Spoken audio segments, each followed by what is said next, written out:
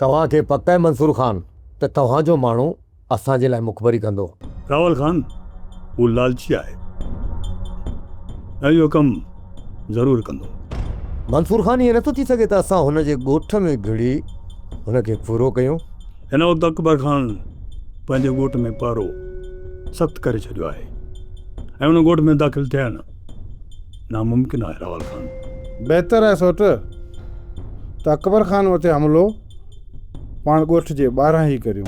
दिलावर ख़ान तव्हां पंहिंजी पूरी तयारी करे छॾियो। जीअं ई हमरा मूंखे फ़ोन कई न मां तव्हांखे इतला करे छॾींदुसि। मंसूर ख़ान छा तव्हां पंहिंजे माण्हू सां गॾु मिली अकबर ख़ान जे मथां हमिलो कोन कंदव? मुंहिंजा अकबर ख़ान सां तमामु सुठा तालुकात आहिनि। जेकर हू हमले में बची निकितो न ऐं मुंहिंजे माण्हुनि खे ॾिठाई त पोइ मुंहिंजो उते अचणु वञणु तमामु ॾुखियो थी पवंदो। मंसूर ख़ान हाणे बची निकिरण जो मौक़ो असां अकबर ख़ान खे कोन ॾींदासीं। असां वटि बि इहो आख़िरी मौक़ो हूंदो मंसूर ख़ान। हितां जेकॾहिं अकबर ख़ान बची निकितो न त पोइ वरी असांखे अहिड़ो मौक़ो न मिलंदो।